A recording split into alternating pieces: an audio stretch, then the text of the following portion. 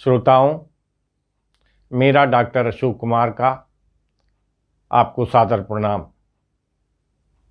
मार्कंडे पुराण से संबंधित अपने पूर्व वीडियो के भाग 1 और 2 में मैंने आपको सुनाया था कि किस प्रकार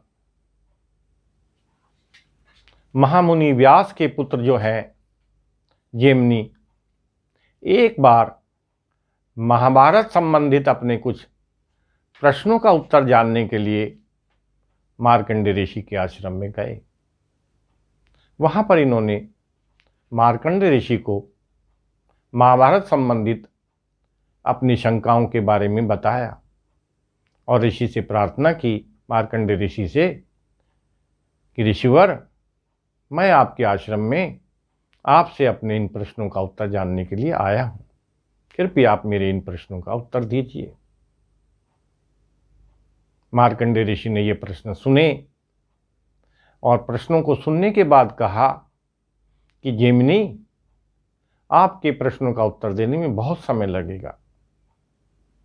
महाभारत संबंधित ये बहुत ही गंभीर प्रश्न है। मेरा संध्या और वंदना का समय हो गया है, इसलिए आप विंध्याचल पर्वत पर स्थित कंदराओं में जाइएगा। वहां पर आपको द्रोण नाम के एक पक्षी के 4 पुत्र मिलेंगे। वो आपके इन प्रश्नों का उत्तर देंगे। मार्कंडे ऋषि ने इन 4 विद्वान पक्षियों के पूर्व जन्म की कथा भी जैमिनी ऋषि को सुनाई और बताया कि किस प्रकार पूर्व जन्म में ये मनुष्य की योनि में थे और पक्षी की योनि में, तिर्या की योनि में ये कैसे आए, किस प्रकार ये मनुष्य की भाषा बोलते हैं और धर्मशास्त्रों के विद्वान ये पक्षी कैसे बने। ये सारी कहानी सुनने के बाद जैमिनी ऋषि विंध्याचल पर्वत पर स्थित इन पक्षियों की कंदराओं में गए। जैमिनी ऋषि ने जाकर इन पक्षियों को आशीर्वाद दिया कि पक्षियों, आपका कल्याण हो। इन पक्षियों ने भी जैमिनी ऋषि का आदर सत्कार किया, इनको बैठाया और इनके आने का प्रयोजन पूछा। जैमिनी ऋषि ने कहा कि महाभारत संबंधित मेरे कुछ प्रश्न हैं, जिनका उत्तर जानने के लिए जब मैं मार्कंडे ऋषि के पास गया तो उन्होंने कहा कि मैं आपके पास विंध्याचल पर्वत की गुफाओं में स्थित आपके आश्रम में आऊं और आपसे इन प्रश्नों का उत्तर जानूं।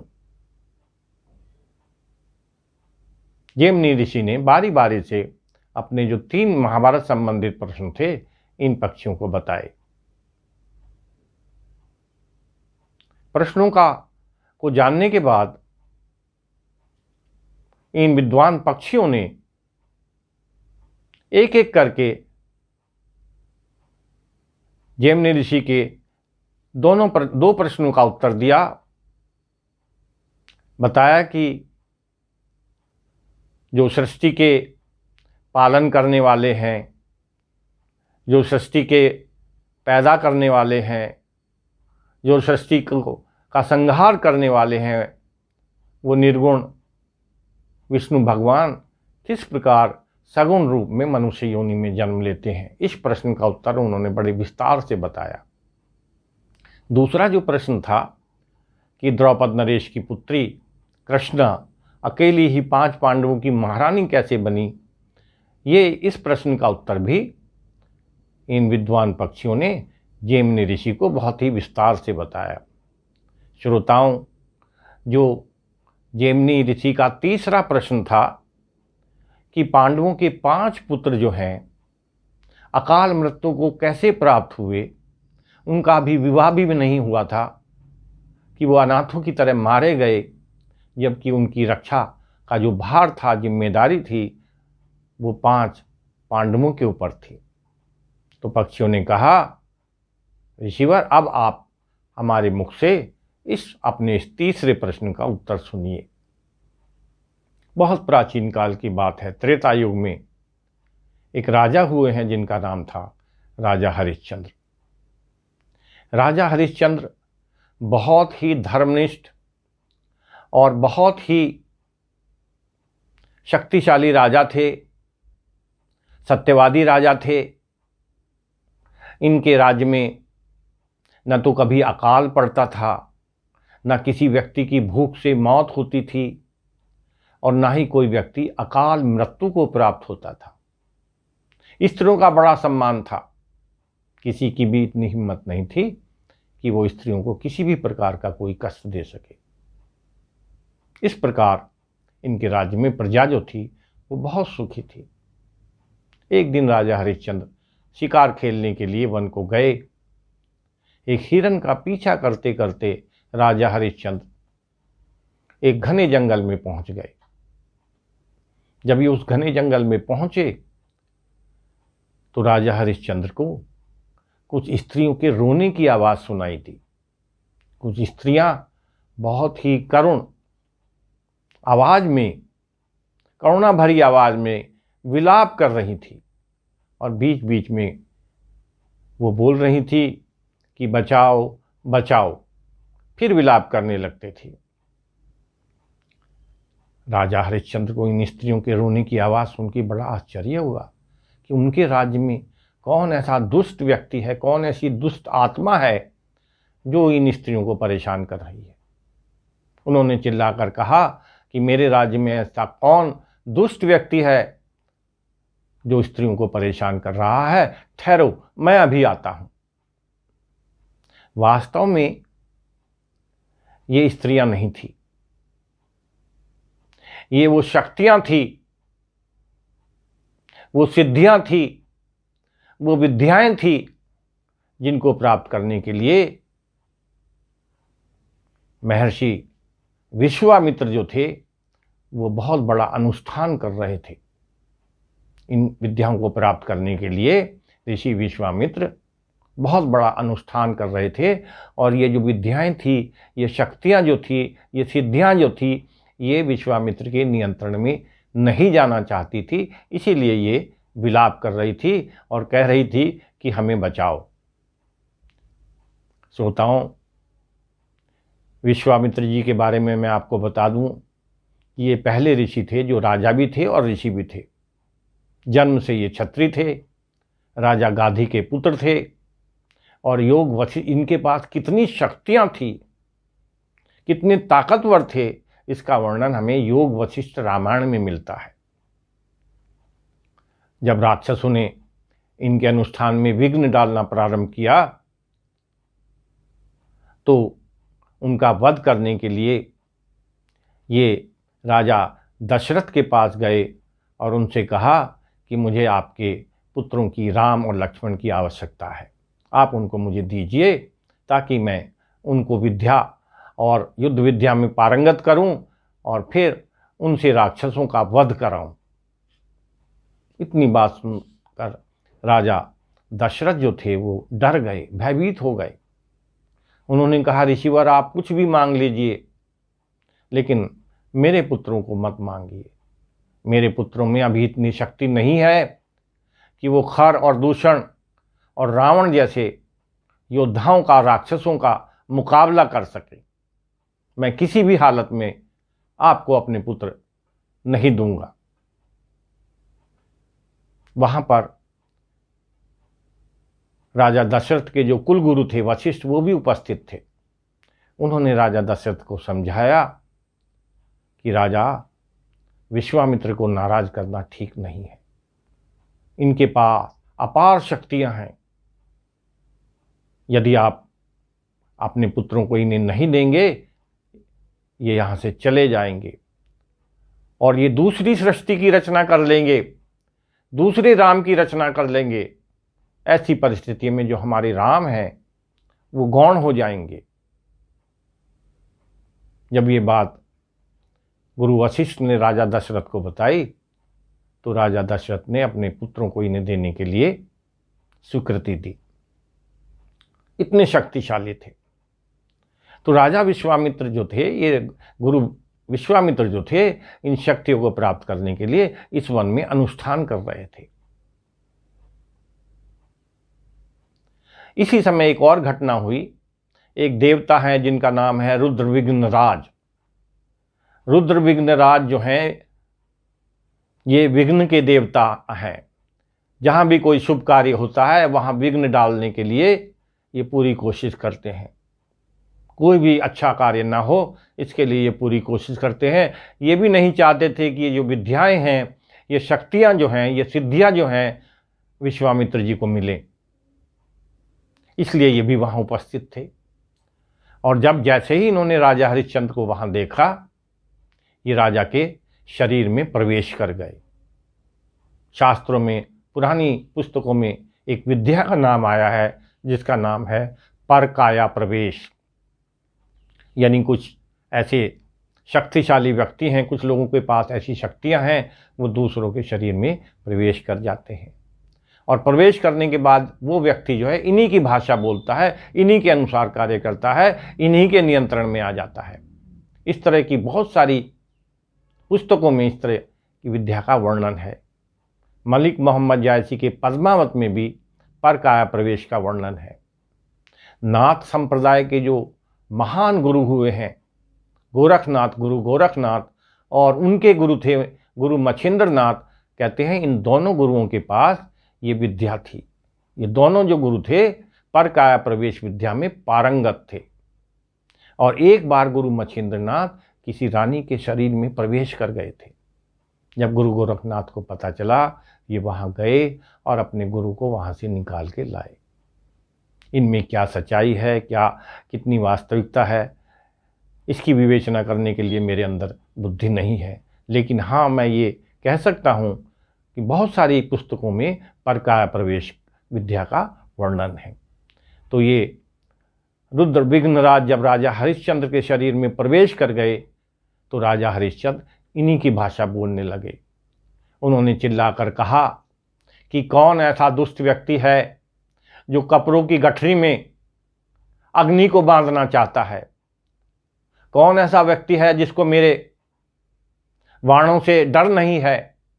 कौन ऐसा व्यक्ति है जो मेरे राज्य में स्त्रियों को परेशान कर रहा है? मैं अभी बताता हूं।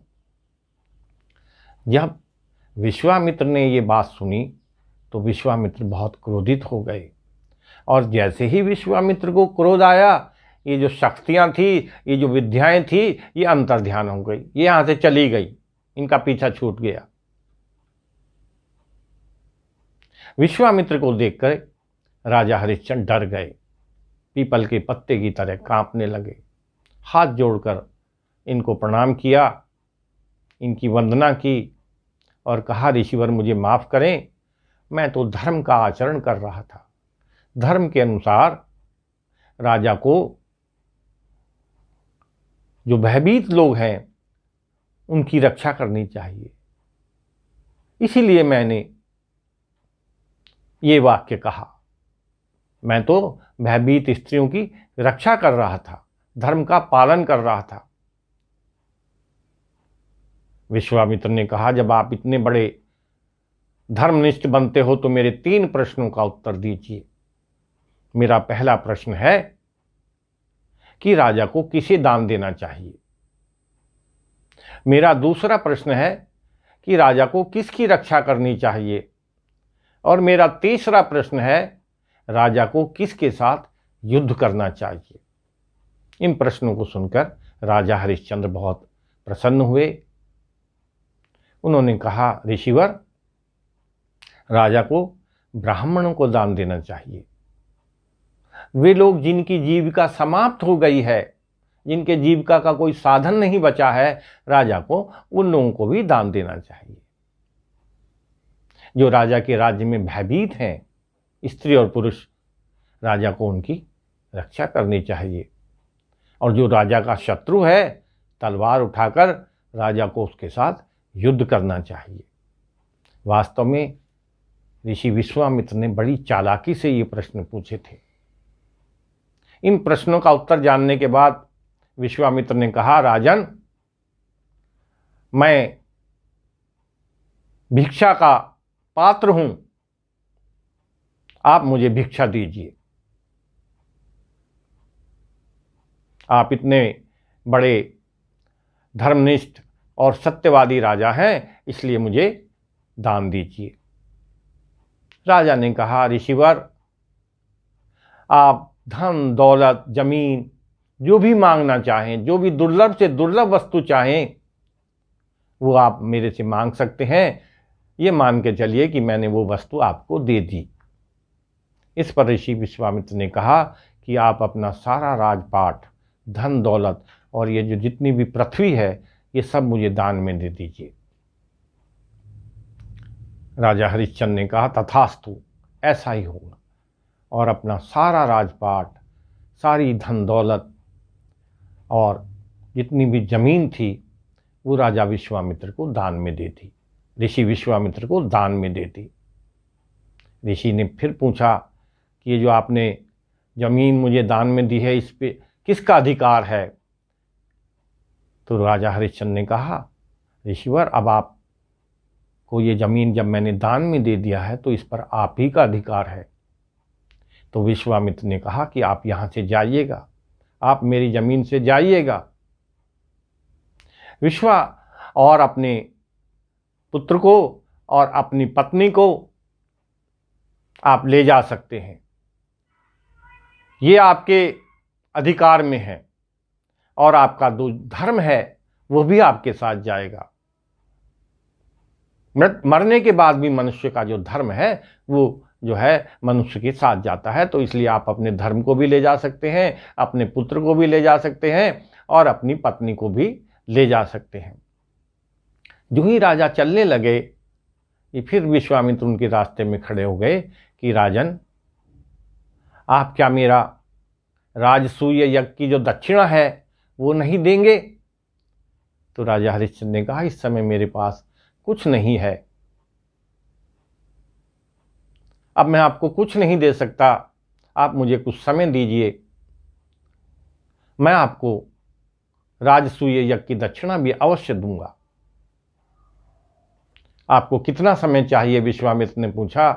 तो राजा हरिश्चंद्र ने कहा कि मुझे 1 मास का समय चाहिए, 1 मास में मैं आपको राजसूय यज्ञ की दक्षिणा दूंगा।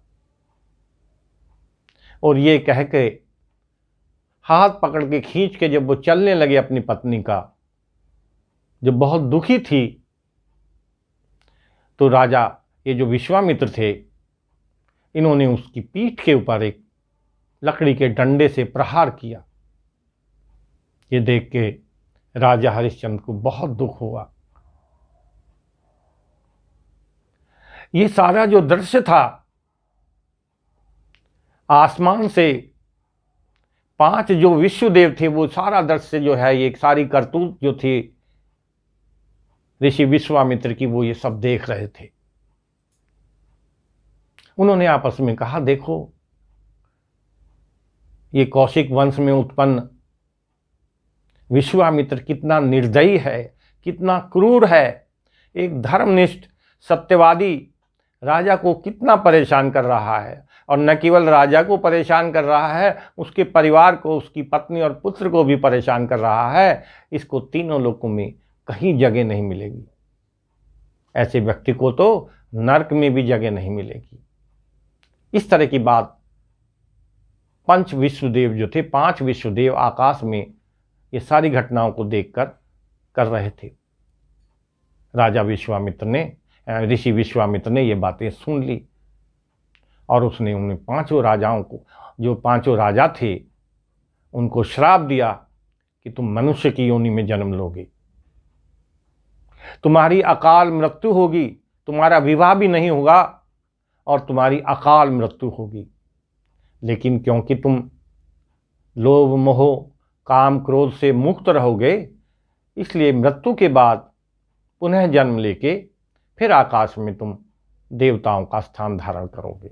ये श्राप जो है विश्वामित्र ने इन 5 विश्वदेवों को दिया। विद्वान पक्षी जेमिनी ऋषि से कहते हैं कि ऋषिवर, ये जो 5 पांडवों के पुत्र थे, ये यही 5 विश्वदेव थे जिनको महर्षि विश्वामित्र ने श्राप दिया था, और उसी श्राप के अनुसार विवाह से पूर्व ही इनकी अकाल मृत्यु हुई। इसलिए ये आपके तीसरे प्रश्न का जवाब है। जैमिनी ऋषि बहुत प्रसन्न हुए और उनसे प्रार्थना की कि ऋषिवर, आपने मेरे तीनों प्रश्नों का तो उत्तर दिया, लेकिन मैं चाहता हूँ कि राजा हरिश्चंद्र के चरित्र की जो कथा अभी बची हुई है, कृपया वो भी मुझे सुनाइए। विद्वान पक्षियों ने जैमिनी ऋषि को बताया कि किस प्रकार राजा हरिश्चंद्र ने दान देने के बाद राजसूय यज्ञ की दक्षिणा देने के लिए अपने को एक चांडाल के हाथों बेच दिया, अपनी पत्नी को भी एक ब्राह्मण के यहाँ बेच दिया, उनकी पत्नी शैव्या भी एक दासी का रूप काम करने लगी, और राजा हरिश्चंद्र जो थे वो मरघट में जो है डोम के यहाँ मरघट की रखवाली करने लगे। एक बार कुछ ही दिनों पश्चात इनके पुत्र रोहितास को एक सांप ने काट लिया और उसकी मृत्यु हो गई। इनकी जो पत्नी थी वो उसको लेकर शमशान घाट पे आई। अपनी पत्नी और अपने मृत पुत्र को देखकर राजा हरिश्चंद्र बहुत देर तक विलाप करते रहे, बड़े दुखी हुए। दुखी मन से इन्होंने अपने पुत्र की चिता बनाई और कहने लगे अपनी पत्नी से कि मेरा मन चाहता है मैं भी अपने पुत्र के साथ इस चिता में जल के मर जाऊं। इनकी पत्नी भी कहने लगी कि आप यदि ऐसा करेंगे तो मैं भी इस चिता में बैठ जाऊंगी। तभी जो है जितने भी देवता थे, धर्मराज थे, इंद्र थे, अश्वनी कुमार थे, स्वयं ऋषि विश्वामित्र थे, ये सारे वहां प्रकट हुए। देवराज इंद्र ने अमृत की वर्षा की चिता के ऊपर और इनका पुत्र जीवित उठा।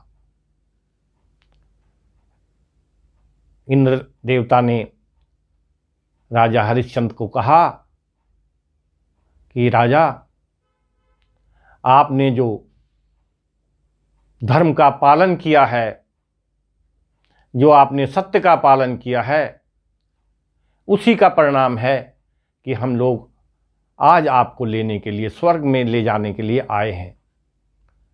सबसे पहले उन्होंने जो इनके पुत्र थे उसको अयोध्या का राजा बनाया और फिर इनसे प्रार्थना की राजा हरिश्चंद्र से कि आप अपना और अपनी पत्नी के साथ हमारे साथ अपने जो पुण्य हैं उनका फल भोगने के लिए स्वर्गलोक चलिए।